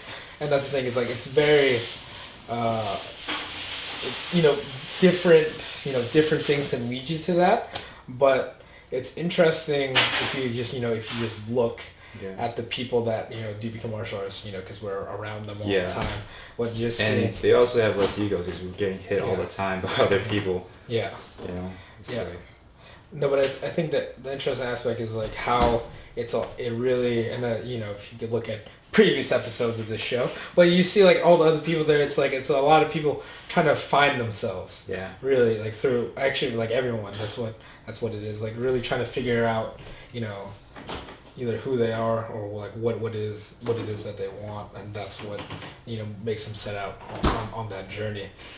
Okay. Like, yeah. I'll ask you this: what other tool or what are the things that you participate in life that contributes to your personal well-being and happiness and being peaceful? Being peaceful? Yeah. Yeah, I think probably humor. A lot of it. Right. Yeah. Yeah. Because I also do comedy. Like from there, I guess. Yeah, I mean, because I think. Yeah, just being able, I guess, because I find a humor in life, and I keep, I find I can keep myself really relaxed because I think I just understand that, at least this is how I look at my life, is that success, or I guess success to me is really just a matter of enjoying, and so doing things I can enjoy, and then if I can keep doing that for pretty much as long as I appear to exist, then that would be great. Okay. Because I don't really need to like do anything else, because and I guess whatever I accomplish in the meantime, that's that's all well and good, but it's not like what's driving me. Yeah. Like from there, I feel like I'm really looking into I guess like figuring out. I guess I kind of figured out like what I want, but I think it's also just figuring out like how I feel about things, and doing the things that I enjoy, because that's what I want to what I want to maximize. So why wouldn't I maximize the gratification I feel from doing activities I enjoy? So that's why I set to like my life is pretty much just surrounded by things that I enjoy. Like nothing really is I guess there. I mean, not that I have to love everything that I necessarily do, but the core concept at the end of the day, I feel like, did I move closer, or did I move closer to something that that is fulfilling to me? And I say, yeah, that's pretty much that's how I feel pretty much every day. Do you feel like you want to go out into like other realms, like things that you aren't completely familiar with or comfortable with? But you feel like it might help to your understanding of life? Like, what are some of those? What are some of those things? Yeah. Let's see. I feel like for that, I think, I guess like performance. I mean, which I already do, I guess, in stand-up comedy. But I guess like I guess what I enjoy about the comedy aspect is just I guess figuring out. Because like, so one thing I figure out, or when I look into like how to make people laugh, right? A lot of it really is familiarity, I guess, and not only the subject, but I guess with the person. Because just think about it, like, it's a lot easier to laugh, inside jokes. Or like, think about when you're with friends, it's a lot easier to have laughter. Yes. Because you have that connected sense. Yeah. You feel connected to that person, right? It's a lot harder to make somebody laugh who you've just met. Right. Because one, you don't know the person, right? So I think comedy is that interesting aspect, because where your goal is to make pretty much an instant connection with somebody. You have a short amount of time to make somebody understand where you're coming from there, and then make them like find your viewpoint also humorous from there. So that's why it's an interesting aspect for me. I don't know if that's really the different. And you realm. Can't just pick out, this person. Yeah. Only these type of people are going to be at my show. I only want you this never kind know of who's person. going to show up. Yeah, right? Like, exactly. It's always a mixed bag. Have you had to deal with any hecklers? No. Okay. I mean, they can talk to the microphone. They just look in your ears and like, I'm not gonna heckle that guy. No, but it also goes to back to my attitude. Like, anyone that wants to like negatively affect me, I feel like, look at that. They just hate themselves. So I mean, it's easy. They're an easy target. I will break them. But it's like, but it's like, like they haven't. I mean, this is the way I look at. They're having a shitty day. Yeah. They're trying to shit on me. So I'm like, clearly you feel shitty about yourself to want to come out at me. And if you want to feel shitty, I'm the person you want to meet, because I'm the person you feel shitty.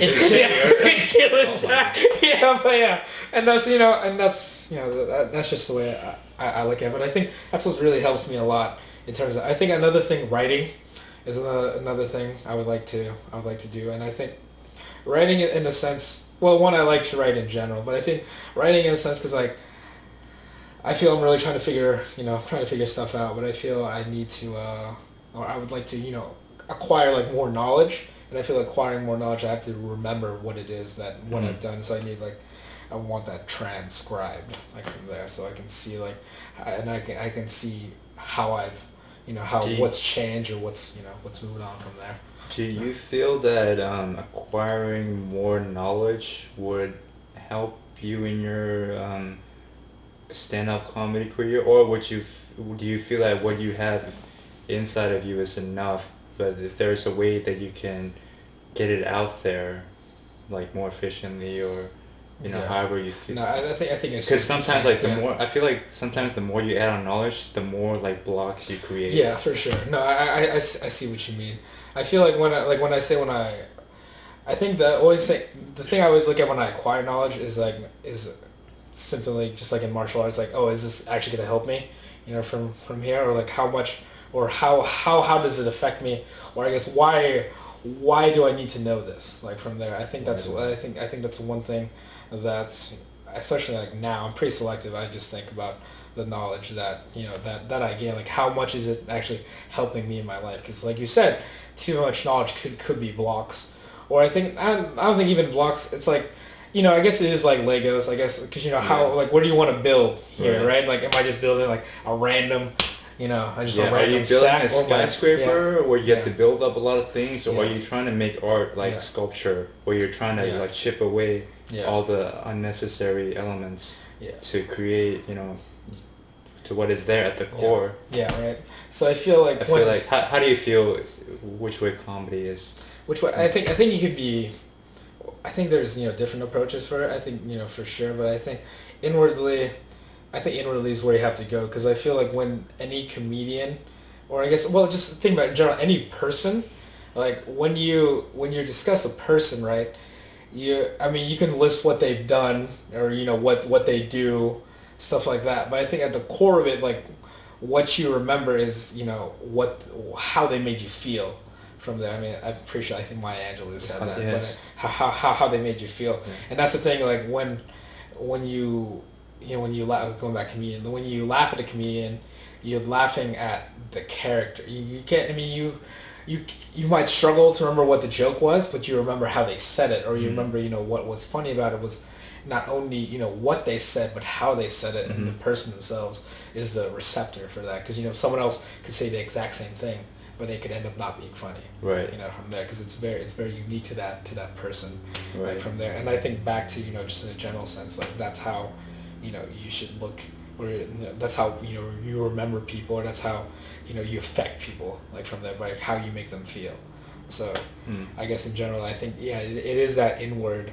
It's you have to look inwardly. Other things, of course, can build upon it, but I think the core thing has to be like who you are, like inside the person, which of course isn't always set. Yes. You can outer things can definitely shape and add on to what you have on the inside. But I feel like that the main core of yourself is what's important. Because I think that's the thing that you truly set. Who you are and your core beliefs. Yeah. Personally, I feel like the artist trying to make a sculpture, just chipping away at all the non-essentials, which is what I've been focused on the past couple of years of my life, where taking basically away unessential stuff. Because like I come from a different background, and it's something that you can relate. No, yes, no, but not a lot of people can relate. I definitely know what you're talking about in terms of because we've had to learn so much from childhood, growing up, through like learning not only your own language, but other languages, and English, their doctrines, what other people tell you. Like you gotta learn this, you gotta learn chemistry, biology, physics, history, math, all those things. That's just shoved down. That just adds up who you are. But at a certain point, I feel that you as an individual should have the liberty to go into yourself and just say, okay, for a majority of my life, this is who I believed myself to be. Now, who am I really? But to go into that, it takes a lot of letting go and just not caring about what people say, what your friends say, your parents say, and there's a lot of resistance. Yes. There's an extreme amount of resistance. Yes. Especially just depending on who you are, but yeah, definitely. A lot of fear too for me. Yeah, and there's a lot of. I think the biggest thing is like there's a because I feel pretty similar to what you're saying. I think I'm older, so I've gotten a little bit past it, but from there, like how I feel is like there's a big.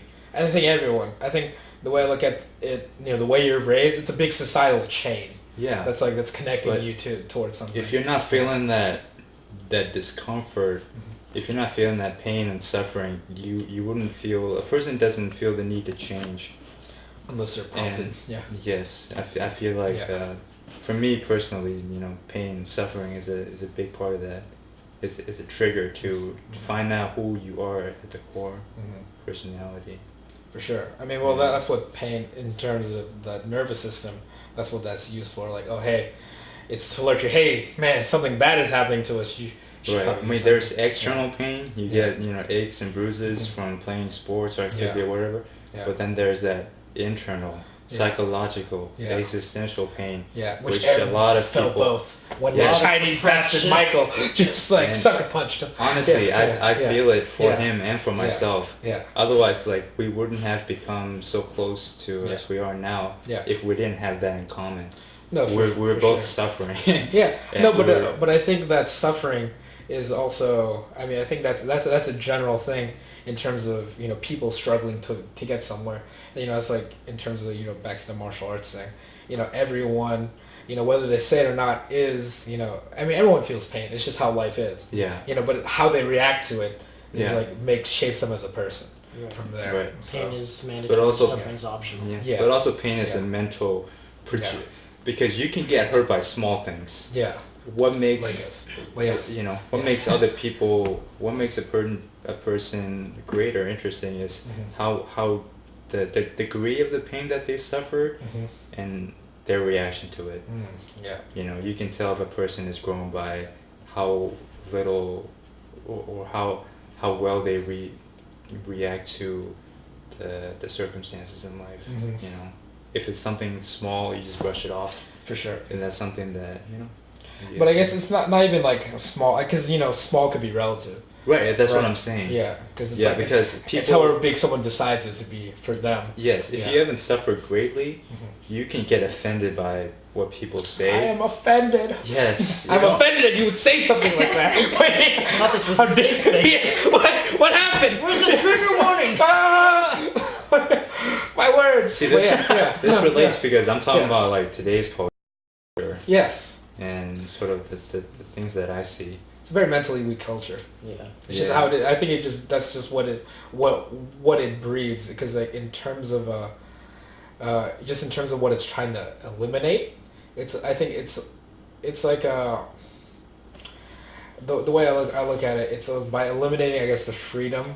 Really, you're trading away freedom for, I guess, these like security or false security. It's a false sense of security. Or I guess it's like.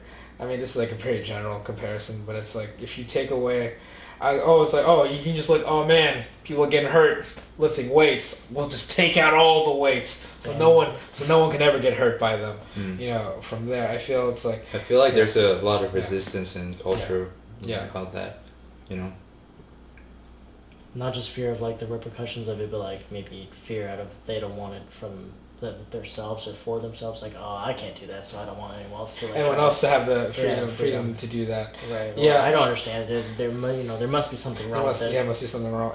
But I think at the core of it really comes from lack of understanding or lack of wanting to understand it. From there, fear is definitely driven from a lack of understanding, because if you're too familiar with something, you don't really fear it, because what's scary. Exactly. Because you've adapted to it. Right. You can only fear the really unknown, and sometimes you don't even have to. So it's like it's just what you're gonna choose for attitude and like knowledge or acknowledgement for what you want to see. No, that's definitely true. But I think so. But I think back to like how free people are, I guess, in terms of like finding themselves. Everything what you were getting into, I feel like there's a lot of resistance to that. As you guys can attribute as young adults in the world, like how many, just think about like of your peers, right? how many of them are really free to express themselves, or how many of them like try to figure out who they are, like in the world. Like, I think people just follow based on the people around them and the society. For sure. I think that people get caught up in the momentous activities of what they're doing in life. Yeah. At a certain point, they just become that. Yeah, I mean, you eventually become, the people that you are around the most. I mean, right. That's true. Even that, my own personal goal is a lot of detachment from that. Looking at it from so you'll eventually become that old Asian hermit. Looking at it from the scope. Yeah. I had, it is very, very possible. Yeah. It's very possible. At this point in my life. Yeah, exactly. It turns out he actually becomes master. But we interrupted your point, but yeah. Oh no, I was just trying to express that to the best of my ability. Yeah. No, but I guess like back to that, you're saying that I think so. You're saying a lot of people get caught up in the. Yes. It's like it's a tidal wave of like of society. Yeah, and there's nothing wrong with that. Yeah. But it doesn't for me personally. It doesn't lead to the truth. Mm-hmm. I'm more interested in the general goings on of the world. I'm not so much focused on myself and the things that I want to accomplish in life and achievements. Obviously, yes, I have an ego, and there are things that I want to do. There are things that I want to accomplish, and all of that. But like really looking at life from a philosophical, unattached point of view, that's very hard to do, and and this is what it's about. This is why we're here. I think philosophy. It's love. Yeah. Philosophia. Wisdom. Yeah. For the love of wisdom. And that's why I like talking about things like this, because we're all learning from each other, and it's all collective wisdom. The more that we can put out there, the more that people can receive. I feel like the world, the better. Yeah, you're impacting. You feel like you're impacting. Yeah, no matter how small it is. Yeah, no, and sure. I only say that because I've gotten the same treatment, because I listen to a lot of other people, podcasts and things that I'm not even familiar or interested in. Like before, I wasn't interested in UFC or the fighting, but I knew that this is something that if I found out what it was, I would get a better understanding of myself. Yeah. Because before then, there's a character weakness where you just have to. You're making that character adjustment by putting yourself through it. Okay, I'm going in because it's just a realm that I don't understand. I don't fully I don't understand at all. Now it's like it's making more sense now, and there's a lot of wisdom in this. Definitely. How about you, Aaron? What are your? He's been quiet, but What taking in a lot. Yeah, taking in a lot. What are your? I guess what would you say are your goals right now in life? Definitely right now, just trying to utilize martial arts as the passion that I have for it, as a tool for further self-actualization. Just in this long trek of just trying to figure life out and kind of set up the life that I most want to live. Kind of like what you were talking about. 6-figure lifestyle? No, just kidding. Figure 4 lifestyle. Figure 4 lifestyle. Yeah. All the leg locks. All the locks. Yeah.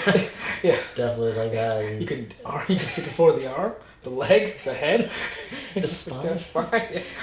The spleen. He figure 4 my spleen. I didn't know you could do that.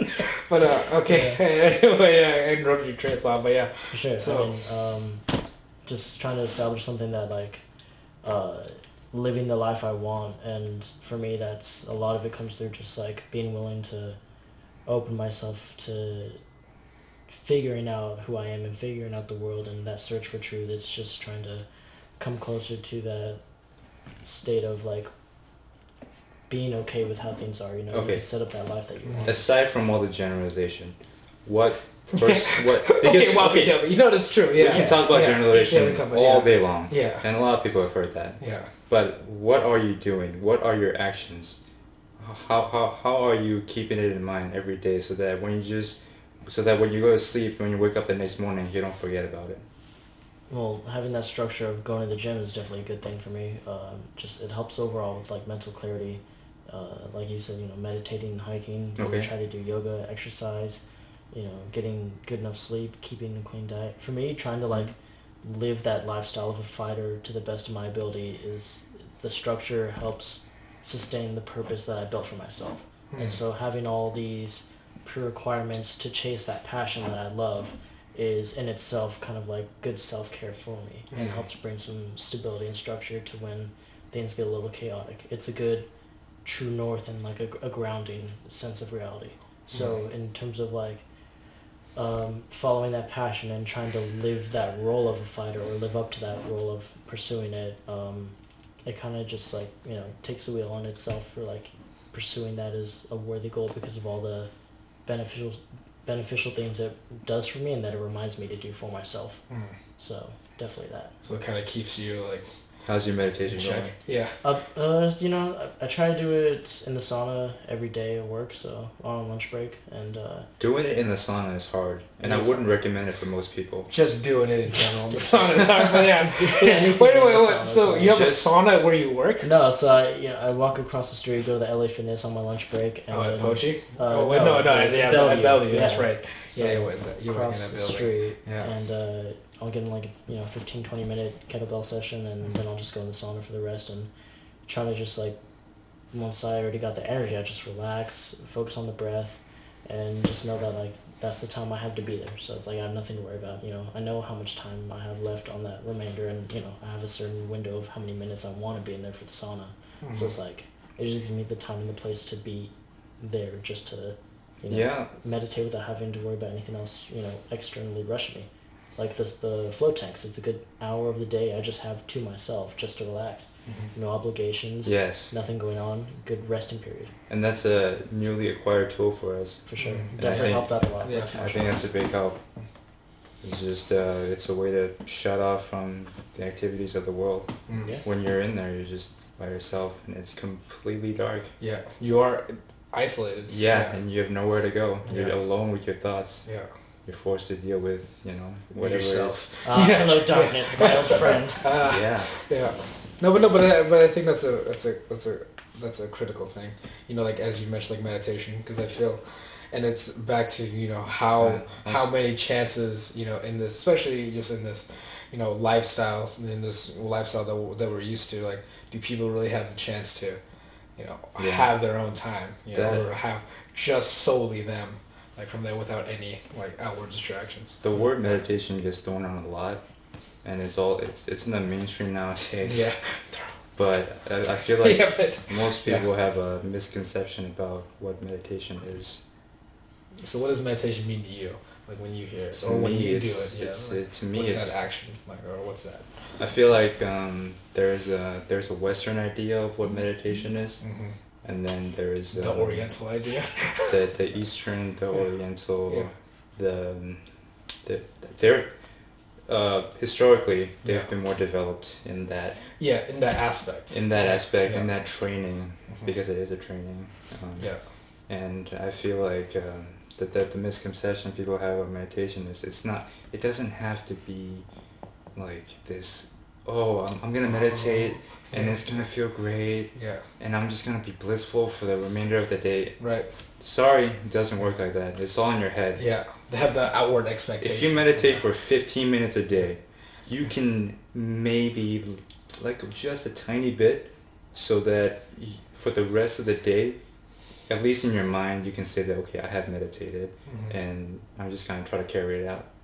But at the same time, that little bit of time, it just gives you just to scratch the surface. Like say if you have an itch, it's like one scratch. The itch might still be there. It's very possible that it's still there. But it's just a single action. Like and to truly meditate, you need to go deeper.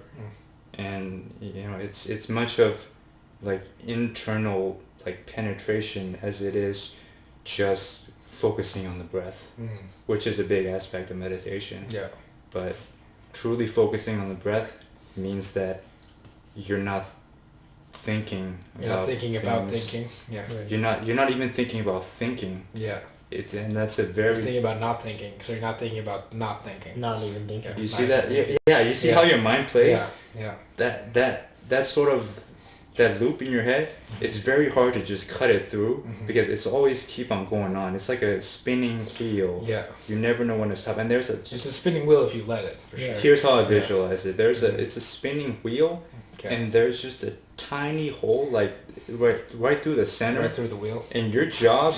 Right through there. And your job as an experimenter, of a meditation person, is to try to just get in line, like just go, because you're gonna miss a lot of times, and in meditation you're I see. So it's like you're trying to find that spot. I guess, and that's a struggle in the beginning. It's like trying to find. That's what everyone struggles as in the beginning. And if you're not struggling with that, it just means you're unaware of it. Yeah, or you're a goddamn liar.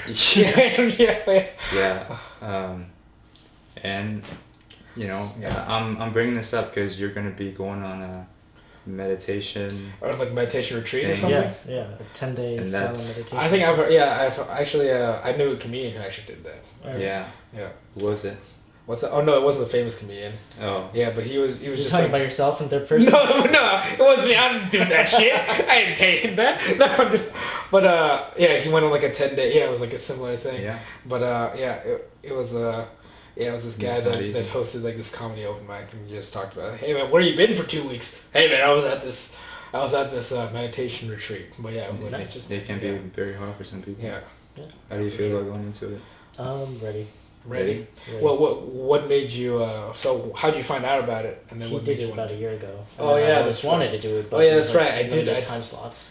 I do remember you talking about that. I wanted to. And I immediately. And I laughed. Oh yeah, what are you gonna do? Become a yoga. Really. After that, I was grateful because you provided me the opportunity to go back into civil life by providing me the the job. Yeah. But yeah, that was a great time, and I just wanted to thank you for that. Yeah. Yeah, I remember. Yeah, I was like, "Wait, you're doing what?" Like, okay, yeah, I guess I'll be here when you get back. But yeah, I remember. Yeah, when you went about that. That's very interesting. No, but I think but back to I guess like the self, because I feel like the self is both like either your greatest ally, in terms of like that, or your thoughts can be your greatest enemy. Oh, do you mean the mind? Or? The mind, I guess the mind are just thoughts. Thoughts. Okay. Like, I feel like thought, because like, or a lot of people are really thoughtless about what their thoughts are actually doing to them. Right, but that consciousness you kind of identify with that self. Yeah. Okay. From there, yeah, because I think, because you're not necessarily, because I feel, because I remember I had a friend who was very into meditation, and he goes like, yeah, the biggest thing is realizing that my thoughts aren't necessarily him. It's just it's not you. Yeah, it's not you. You're it's not real. you. It's just what's just not as real as you think you are. Exactly, and it's not, and it's just it really comes down to perception, like from there, about how how connected are you, like from there. So I think I was like, oh, that's pretty revealing. I didn't think of it that way. Actually, you yourself is just consciousness. This is pure consciousness. Your thoughts are the things that you hold on to yourself, that you keep. And nowadays science is becoming more and more into like the Eastern tradition, trying to figure out, okay, if this stuff is really as they say, or is this all like woo, is this woo bullshit? Is this because look into it. Unfortunately, NASA, bro. There's a lot of that. Yeah. You trust NASA? Anyway, because there is. Yeah. The amazing contradiction is that in the East, where meditation is popular and a lot more people practice it, at the same time, it's where a lot of superstitious people are. Yeah. There's a lot of like aspects about spirituality and life, things that people hold on to dearly. Yeah. Things that they don't understand. Yeah, it's funny how it's a dichotomy of that. It's a vicious dogma. Yeah. And in the West, people here experience a different sort of dogma where they're not aware of people here move on a certain momentum. Yeah. And it's very hard to break out of that pattern. But they're not as superstitious. People here are more like scientifically more tolerant. Yeah. Our society is a lot more secular, I feel like. Or at least how it's been, just has been for a while, whereas like the society in Asia has had such more longer a continuity of like just superstition's always been a part. So it's like, even though they've modernized, it's just like they're still acting out the old. Yeah, cultural. Superstitions are very story based. Well, because I also feel like the culture there is just more, has been more. It's more rooted. Yeah, more refined. I mean, like, was it Hong Kong or Singapore? Like their buildings are like structured around feng shui. Yeah. Like they're just really into making sure like things are. But because that's embedded deep in them. Yeah, and that important to like have a whole skyscraper like match up in a certain way with like, the windows and everything. Like they'll literally change their whole society structure just for that belief. Yeah. So, yeah. Nope. Plus, we're a pretty new culture over here, just trying to figure things out. Only a couple hundred years old. Yeah, but I think that's what came. But I think also it's just, just like phases in art, right? Or like ages, like it's almost like reactionary, like the age after is reactionary to the age before. So I think that's what kind of the root of like this new Western culture is. It's almost like just a reaction to like what quote unquote like older culture is from there. So like realizing the rest of the world has something to they might have had something going for them or something right, and like trying to like take it whitewash it. Oh, can we package this and sell this? What's this meditation thing you speak of? Is this making me money? We got an app for that. Right? Yeah. They have a shit ton of meditation apps now. No, they do. I'm sure. Yeah. Paradoxically, meditation, the more you try to go into meditation, the less you get out of it. But I think I feel that regressive, progression. That's true of anything. Like I feel like the farther, like take martial arts, because like the more that you know, the more you realize that there is that you don't know, and that you're learning at a regressive rate, like from there. Because because the more you learn, like the more you'll plateau. Mm-hmm. It's just how it goes. Right. So then you can still increase, but you're increasing at a decreasing rate, like from there. Yes, and the more you know, the less of it you'll have to use in application. Yeah. With your personal experience, for how long you've been a student of the craft, do you feel like it's easier to learn something with the first few times than it is to like have to review it, because like you're more easily able to soak up a new idea than have to try to like maintain that knowledge? Or do you think it's easier to maintain the knowledge and the harder part is trying to like integrate it into yours? I think so. I think it's easy. The gaining knowledge is easy, or I guess gaining techniques and stuff, like I can do it. But like integrating it to like who I am, I think becomes more difficult. Right. Like from there, but also because the thing is, it's not what you do. It's not like components wise. It's all one thing. Like from there, so it has to work with like everything else that I've done before, like or things that I choose to use, like from there. So I think that comes that, and also I'm not just as used to doing it, like from there. But I feel like in both, like I guess like the connection to like old techniques can help you, but it can also I guess hurt you. Sure. And I think just maximizing how what you want to improve and actually why you're trying to improve on that thing.